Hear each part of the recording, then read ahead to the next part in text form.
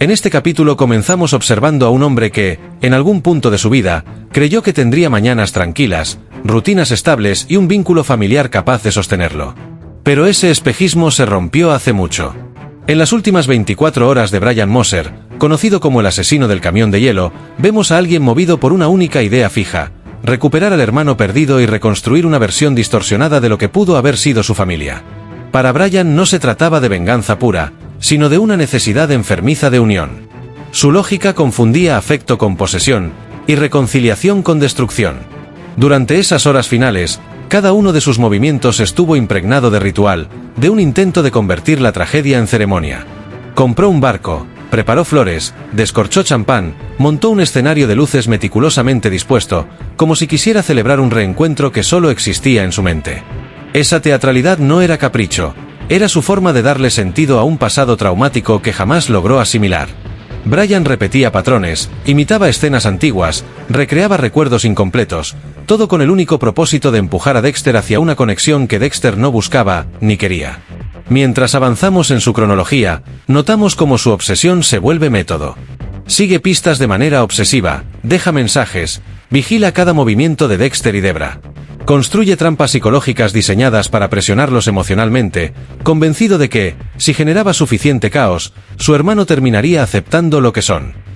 En su mente, ambos eran dos caras de un mismo origen, dos supervivientes destinados a caminar juntos. Pero esa narrativa solo existía para él. La escalada hacia la confrontación final inicia con su decisión más extrema: secuestrar a Deb. Ese acto, más que un ataque, fue un mensaje: solo quedamos tú y yo. La coloca inconsciente, la transporta en el maletero, y la lleva hasta el escenario que considera simbólico, la casa donde ambos fueron encontrados de niños, la escena que marcó sus vidas. Para Brian, cerrar el círculo allí era la forma definitiva de sellar su unión con Dexter. Para Dexter, en cambio, era la prueba de que su hermano estaba dispuesto a destruir todo a su alrededor con tal de no quedarse solo. El clímax ocurre cuando ambos se encuentran sin intermediarios, sin máscaras, sin secretos. Brian, ya completamente desbordado, se muestra vulnerable y peligroso al mismo tiempo. Dexter intenta razonar, pero la brecha emocional es irreconciliable. El encuentro en el apartamento encapsula esa tensión, una conversación breve cargada de resignación, una lucha que mezcla dolor, inevitabilidad y miedo, y una asfixia que cierra un destino que quizá estuvo escrito desde su infancia compartida entre sangre y trauma. Las últimas sensaciones de Brian pueden reconstruirse como una mezcla de triunfo y derrota. Creyó, hasta el último segundo, que lo había hecho todo por un propósito válido: recuperar a su hermano, recomponer una vida fracturada, darle un significado a su existencia. Pero la respuesta que recibió fue la contraria. Dexter eligió el orden, eligió proteger a quienes sí consideraba familia, y rechazó la conexión que Brian quería imponer. Esa es la ironía más amarga de este capítulo. Brian murió convencido de haber actuado con una lógica propia, mientras su hermano entendió que era imposible salvar a alguien que solo sabía relacionarse a través del daño. Comenzamos observando la manera en que Lila entra en la vida de Dexter, un modo aparentemente inofensivo, casi seductor, que con el tiempo revela su verdadera profundidad. En un principio se muestra como una figura dispuesta a escuchar, una presencia que hace preguntas directas pero disfrazadas de interés genuino. Su actitud inquisitiva parece, al inicio, un gesto de apoyo propio del programa de rehabilitación. Sin embargo, con cada encuentro va introduciéndose más y más en un terreno personal donde nadie había sido invitado. Lo que empieza como una relación terapéutica termina convirtiéndose en una invasión emocional cuidadosamente disimulada bajo el lenguaje de la preocupación. Desde sus primeras interacciones, Lila demuestra que no es solo una mujer con problemas de adicción en su pasado. Es astuta, observadora y profundamente consciente del poder que puede ejercer sobre alguien vulnerable. Poco a poco transforma la afinidad en dependencia. Ofrece comprensión en los momentos exactos, manipula silencios, exagera gestos, y se posiciona como la única persona capaz de entender la oscuridad interna de Dexter. Su rol de patrocinadora nunca fue un acto altruista, fue una estrategia para ocupar un espacio que no le correspondía. Dexter, acostumbrado a ocultar sus emociones, no está preparado para alguien que le ofrece intimidad mientras, en realidad, construye una red de control. Al avanzar en el capítulo, analizamos su escalada. Primero vienen los sabotajes emocionales, insinuaciones calculadas, victimismo, escenas diseñadas para generar culpa. Después, los incendios fingidos, supuestas situaciones de riesgo que ella misma provoca para presentarse como mártir o heroína según convenga. Lila actúa como si el mundo conspirara contra ella, pero es ella quien crea esos escenarios. No sigue impulsos aleatorios, crea crisis para que Dexter se vea obligado a reaccionar, a salvarla, a estar presente. Cada paso es un movimiento en un juego que solo ella comprende. Luego viene el chantaje emocional directo, amenazas veladas, manipulación de la información, distorsión de hechos para sembrar conflicto entre Dexter y las personas que realmente le importan. Y eventualmente, la violencia física, un incendio con víctimas, una explosión letal, un momento de tortura justificado por ella como prueba de amor. Para Lila, el amor no es vínculo, sino posesión absoluta. Lo que los demás ven como locura, ella lo interpreta como fidelidad extrema. Entramos entonces en sus últimas 24 horas, donde su comportamiento muestra un contraste entre desesperación y confianza ilusoria. Tras verse expuesta, huye a París, convencida de que poner un océano entre ella y sus crímenes le garantizará una nueva vida. Imagina que desde lejos podrá rehacer su historia, reescribir su papel, incluso esperar que Dexter comprenda su perspectiva. Lila no cree que haya actuado mal, cree que los demás son quienes no han entendido su sacrificio. Mientras ella intenta ocultarse entre calles y hoteles de una ciudad donde nadie la conoce, Dexter viaja para cerrar el círculo. La escena de la intrusión es fría y directa. Dexter entra, y ella, sorprendida, oscila entre miedo y esperanza. Cree que aún puede convencerlo, que una explicación, una lágrima o un abrazo podrían modificar la realidad. Pero Dexter no está dispuesto a dejar cabos sueltos. El enfrentamiento es rápido, una conversación corta, un intento de manipulación final, y después, la puñalada que detiene para siempre su espiral.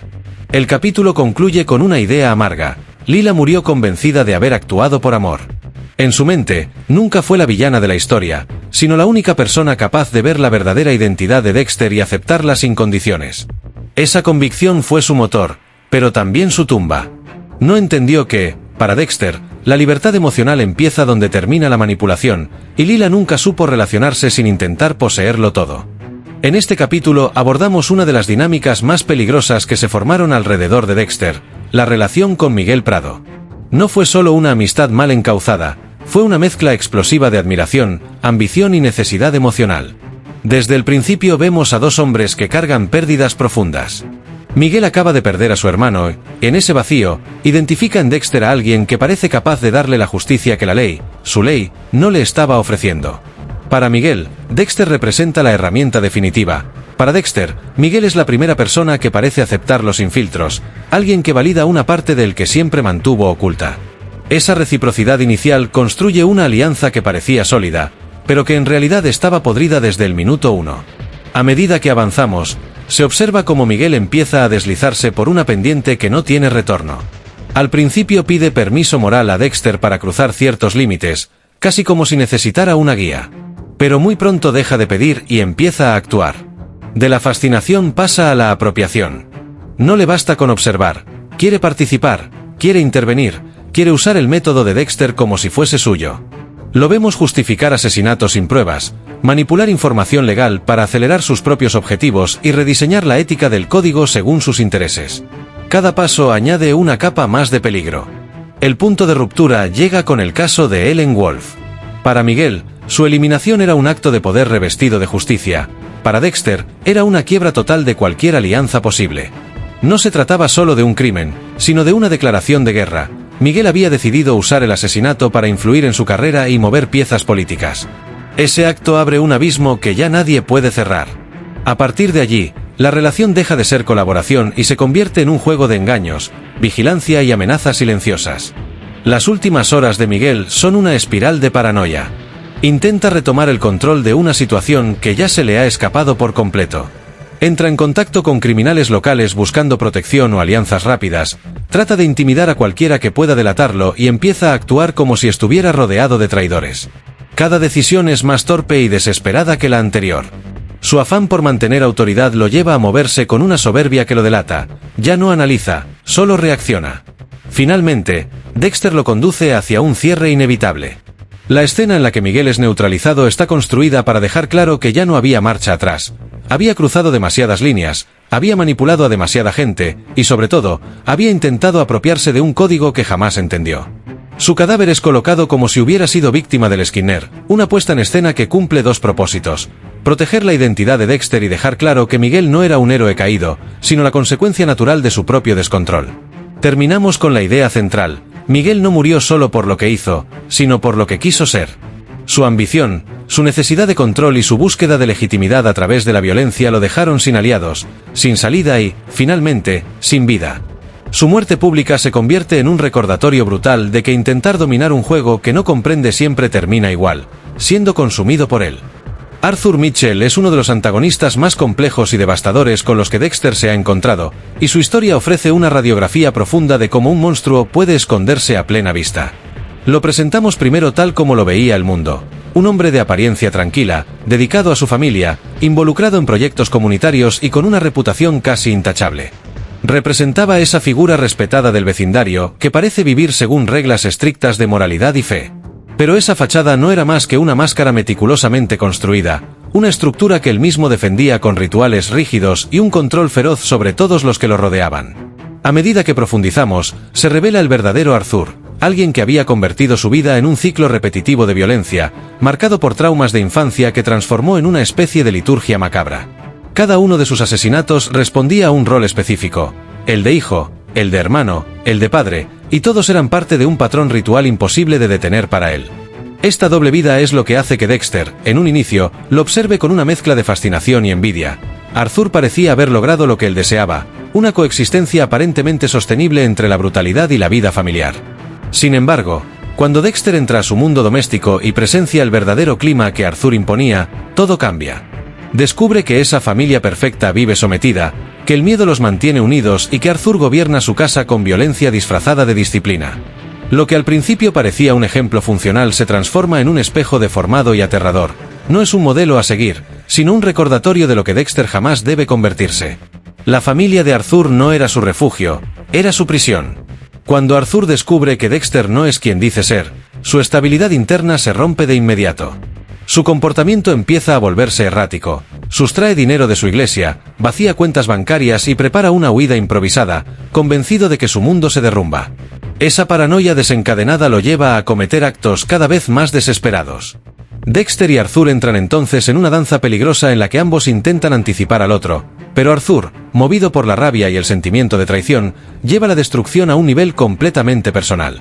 El punto de quiebre llega con uno de los momentos más crueles de toda la historia: el asesinato de Rita. Arthur decide castigar a Dexter de la manera más dolorosa posible, atacando aquello que Dexter empezaba a considerar su propio intento de normalidad. La muerte de Rita, sumada al trauma de encontrar a Harrison en la escena, marca no solo la caída definitiva de Arthur, sino una ruptura emocional para Dexter que redefine todo lo que vendrá después. En los instantes finales de Arthur, vemos al asesino regresar a su rutina ritual como si necesitara aferrarse a su identidad más profunda para sentir un último destello de control. Manipula sus objetos, revisa sus herramientas, sus recuerdos infantiles distorsionados, parece entrar en una calma casi meditativa. Esta calma contrasta con la tensión creciente que Dexter trae consigo cuando finalmente lo captura.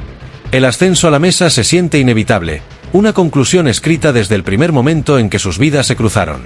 El capítulo concluye con una ironía amarga. Arthur afronta su muerte con una serenidad perturbadora, como si aceptara el final de su propio ciclo. Su ejecución es casi ceremoniosa, silenciosa, distante de la violencia que sembró durante décadas.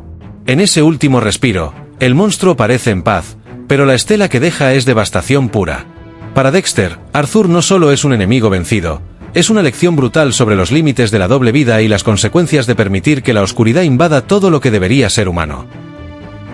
Jordan Chase representa un tipo de predador muy distinto a los que Dexter había enfrentado antes. No se escondía en la oscuridad ni actuaba desde las sombras, su disfraz era la luz pública.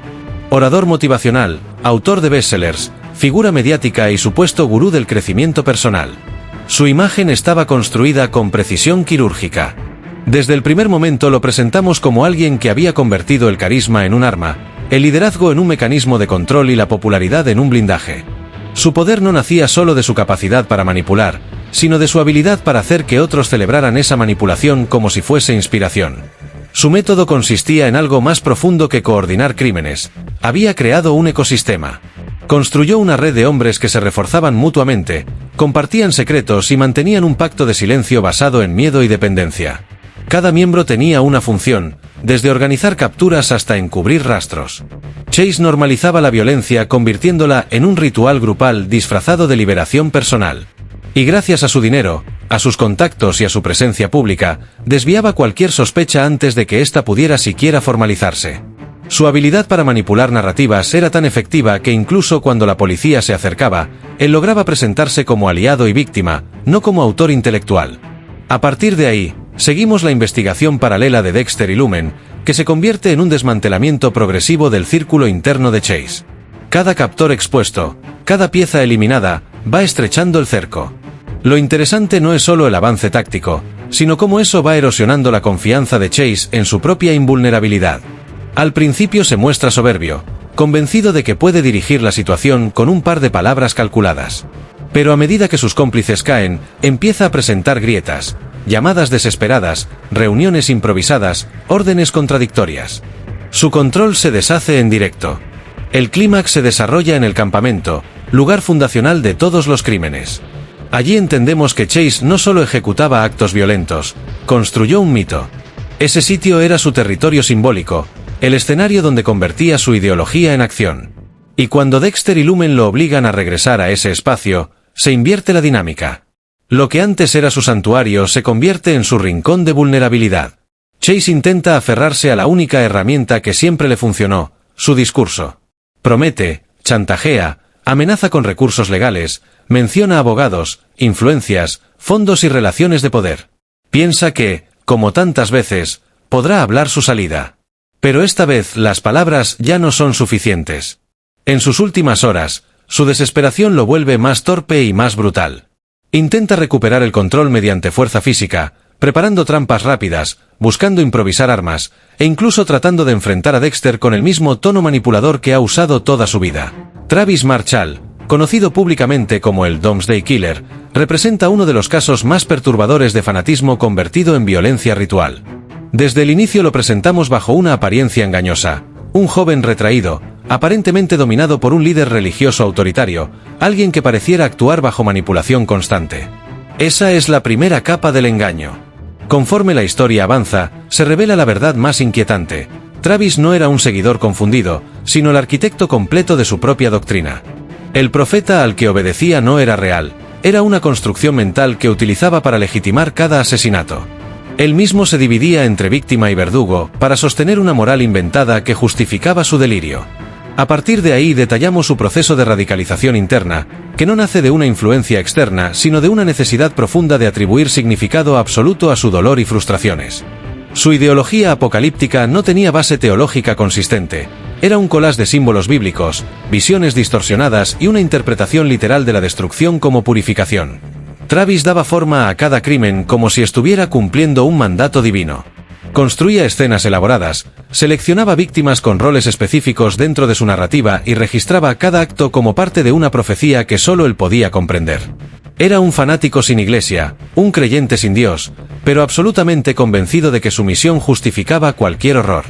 Su planificación se vuelve uno de los ejes centrales: la preparación del altar, las maquetas, los dibujos, las armas rituales. Cada gesto tenía una intención simbólica. Su objetivo final no era simplemente matar, era representar un fin del mundo particular, uno que validara su visión de sí mismo como elegido. La progresión lo lleva inevitablemente a obsesionarse con Harrison, el hijo de Dexter, a quien interpreta como un sacrificio ideal, un paso final para desencadenar su apocalipsis personal. Para Travis, Harrison no es un niño, es un componente mítico dentro de su fantasía. En las últimas horas de su vida lo vemos actuar con una determinación que roza lo inhumano. No improvisa, no duda. Escala edificios con una mezcla de agilidad y delirio, asesina a figuras de autoridad convencido de que ellos son enemigos enviados para detener la profecía y prepara el sacrificio con una calma que resulta más aterradora que cualquier estallido de violencia. Cada paso que da está alineado con su narrativa interna. Incluso cuando la policía lo persigue y la ciudad está en alerta, Travis parece moverse dentro de una burbuja donde nada lo toca. Él ya ha interpretado su destino y se dirige hacia él con total entrega. La secuencia del rescate de Harrison funciona como un crescendo cinematográfico. Dexter llega al lugar donde Travis ha preparado su escena final, un espacio que parece un templo improvisado. Luz tenue, símbolos pintados, objetos rituales alineados con precisión. Travis lo recibe con una mezcla de éxtasis y furia, convencido de que todavía está a tiempo de completar su misión. Isaac Sirko, líder de la Cosca Brotherhood, es uno de los antagonistas más peculiares que han cruzado el camino de Dexter. No actúa por ambición ni por sed de poder, actúa por amor. Ese matiz lo convierte en un enemigo distinto, más calculado y más humano. Abrimos el capítulo con su caza inicial, una persecución fría y metódica. Tras la muerte de Victor, su amante, Isaac moviliza todos los recursos de la organización, pero lo hace con una sobriedad que contrasta con la brutalidad del mundo criminal que dirige. No hay gritos ni arrebatos, hay una determinación silenciosa, un impulso emocional tan profundo que se vuelve casi imperturbable. Se mueve como una sombra que avanza sin prisa pero sin pausa, convencido de que encontrar al responsable es un acto de justicia personal que debe cumplirse cueste lo que cueste. Presentamos su estilo de persecución, seguimiento constante, uso de informantes, manipulación de policías corruptos, análisis de patrones. Isaac no improvisa, calcula. Cada paso que da reduce el margen de error de Dexter y aumenta la sensación de que este hombre, a diferencia de otros criminales, realmente sabe lo que hace. Su paciencia lo vuelve más peligroso que cualquier asesino impulsivo. Y lo más inquietante, nunca parece perder el control. Incluso cuando sus planes fallan, ajusta y continúa. Está consumido por el duelo, pero no cegado. A partir de aquí exploramos la alianza improbable que termina formándose entre él y Dexter. No nace de simpatía, sino de circunstancias. Ambos se enfrentan a enemigos que superan sus propios recursos individuales y se ven forzados a cooperar de manera pragmática. La dinámica entre ellos es tensa desde el primer segundo. Isaac reconoce en Dexter a alguien capaz de comprender la intensidad del amor que él perdió. Dexter, a su vez, identifica en Isaac una versión oscura de lo que él mismo podría llegar a ser si el duelo lo empujara demasiado lejos. Esa mezcla de respeto, sospecha y necesidad mutua crea una colaboración breve pero intensa. El trabajo en conjunto revela una faceta más profunda de Isaac. Pese a su rol en el crimen organizado, no es un hombre movido por sadismo, sino por lealtad. Juntos eliminan amenazas clave, actores externos que buscan aprovechar la situación para subir en la jerarquía criminal. Sin embargo, la hermandad, esa misma estructura que Isaac alguna vez lideró, termina traicionándolo. Los intereses económicos y la presión federal provocan que lo descarten como si fuera un estorbo. Esa traición lo deja sin protección, sin apoyos y sin un territorio seguro donde esconderse. En sus últimas horas vemos a Isaac transformarse. El cazador se convierte lentamente en la presa. Ya no lo persigue solo la policía, lo persigue su propia organización, decidida a borrarlo para evitar conflictos internos. Aún así, Isaac consigue cumplir su objetivo principal, vengar la muerte de Victor. Lo hace con una mezcla de rabia reprimida y alivio inevitable, como quien tacha el último punto de una lista final. Pero sus heridas y la presión de sus perseguidores terminan por acorralarlo física y emocionalmente. La conversación que mantiene con Dexter en ese tramo final es una de las más honestas de toda la temporada. Oliver Saxon, conocido como el Brain Surgeon, representa un vínculo oscuro con la figura materna para Dexter. Su historia comienza marcada por un trauma profundo. Desde niño sufrió abandono, institucionalización y la sensación de haber sido dejado de lado por la mujer que debería haber sido su guía. Esa ausencia dejó una cicatriz emocional que definiría toda su vida. Saxon creció con rencor hacia la mujer que lo dejó atrás, un resentimiento que se transformó en una obsesión que se volvería letal. No era un simple criminal, era alguien moldeado por la carencia y el odio, con un sentido del mundo en el que la violencia era un lenguaje de justicia personal. Su escalada hacia la brutalidad adulta se vuelve inevitable.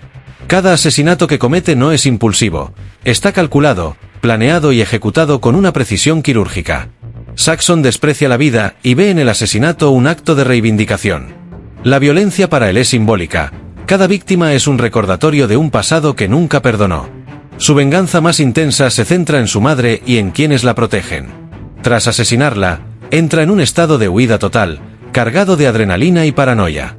Dispara, hiere, destruye. Cada acción es un intento de controlar un mundo que siempre lo traicionó.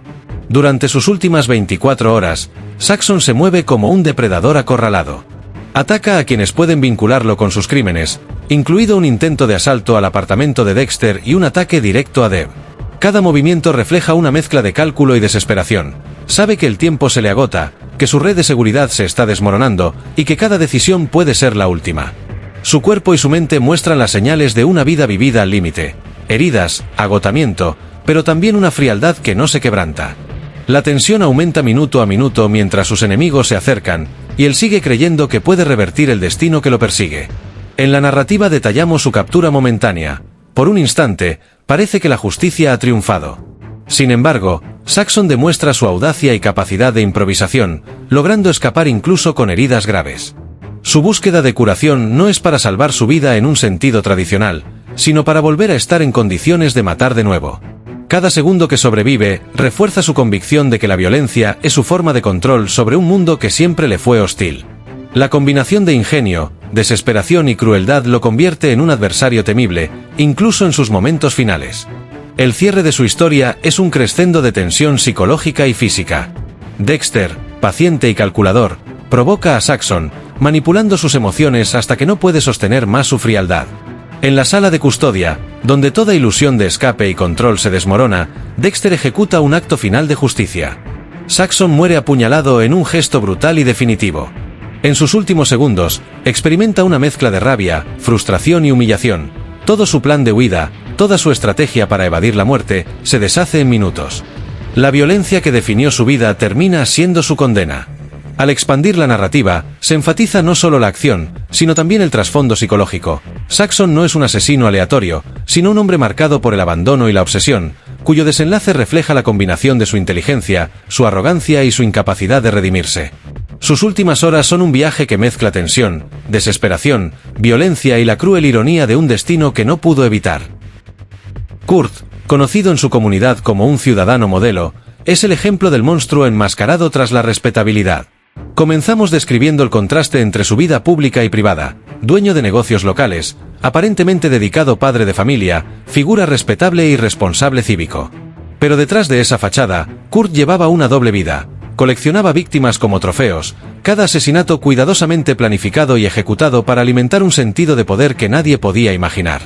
Su existencia era un equilibrio peligroso entre la apariencia y la realidad, un delicado juego de máscaras que mantenía a todos engañados hasta que Dexter y Angela comenzaron a descubrir grietas en su fachada. La narrativa profundiza en cómo su conducta se revela gradualmente. Sus acciones se vuelven más agresivas, más visibles para quienes lo rodean. Intentos de destruir pruebas, manipular la percepción de la comunidad y dejar mensajes sutiles pero intimidantes demuestran que su maldad no era aleatoria, tenía un propósito definido: herir emocionalmente a Dexter, atacar lo que él más valoraba y reescribir la narrativa a su favor. Kurt no buscaba simplemente matar, buscaba destruir legados, sembrar miedo y controlar a través de la violencia. Su crueldad se vuelve evidente cuando pone su objetivo en Harrison, intentando atacar la inocencia y la estabilidad que Dexter había trabajado tanto por proteger.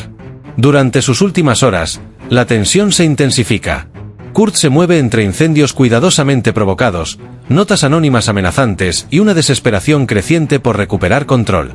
Cada acción es calculada, pero el tiempo empieza a jugar en su contra.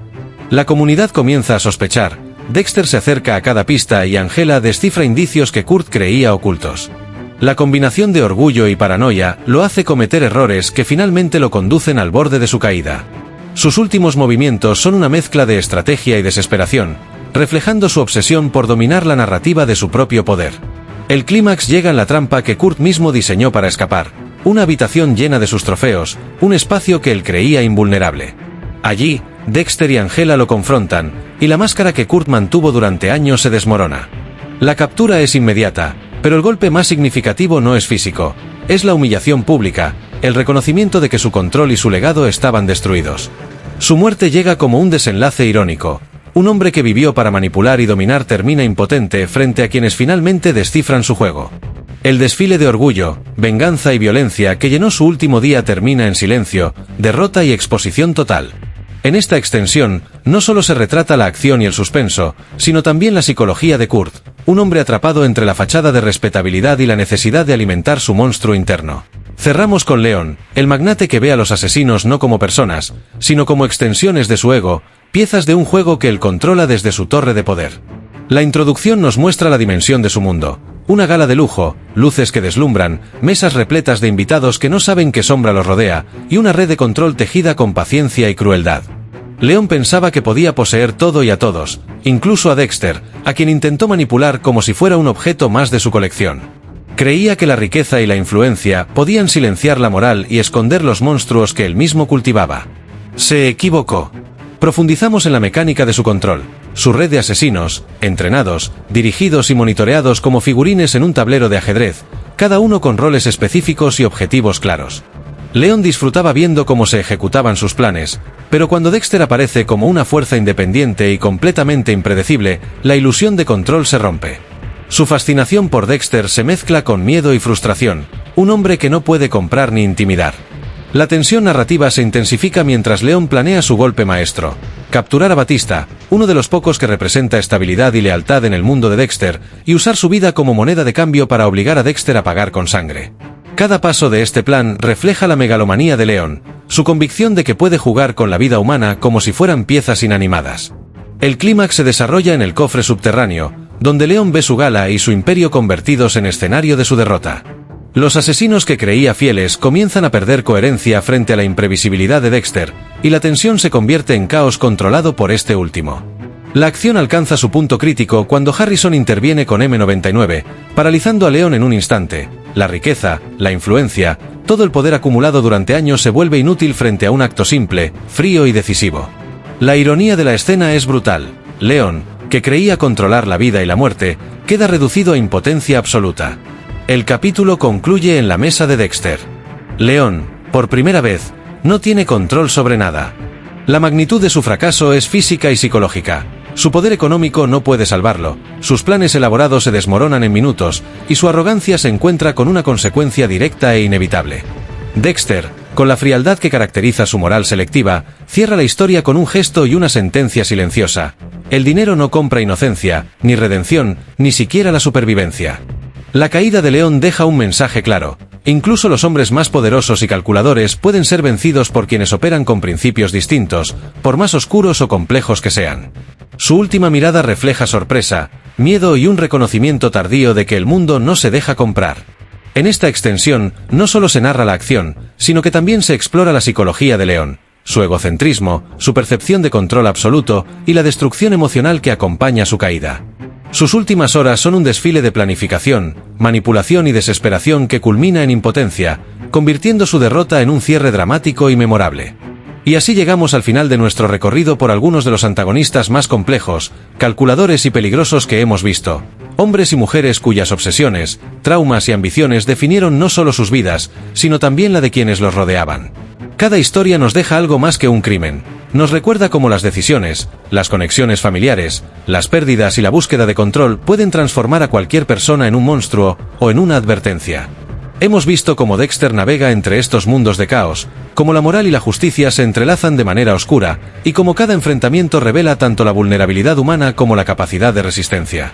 Si te ha fascinado este viaje, si quieres sumergirte aún más en la psicología de los personajes, en las estrategias, las obsesiones y los giros que cambian el curso de cada historia, no dejes que esto termine aquí. Suscríbete ahora y activa la campanita de notificaciones para que no te pierdas ningún análisis, ninguna escena desmenuzada y ningún secreto detrás de tus series y películas favoritas. Únete a nuestra comunidad, comparte tus teorías en los comentarios, y forma parte de una conversación donde cada detalle importa, donde cada asesino, cada héroe y cada momento se examina con cuidado y pasión. No se trata solo de mirar, se trata de entender, de debatir, de anticipar y de sorprenderse juntos. Cada suscripción nos permite traerte contenido más profundo, más detallado y más entretenido. Así que haz clic en suscribirse, dale a la campana, y acompáñanos en este viaje donde la oscuridad, la estrategia y la mente humana se cruzan en historias que no dejarán de sorprenderte. Porque aquí, cada historia tiene un detrás de escena, y tú no querrás perderte ni un solo segundo. Hazlo ahora. Suscríbete y sé parte de la comunidad que analiza el lado más oscuro y fascinante de cada historia. No esperes más. Tu próximo episodio te está esperando.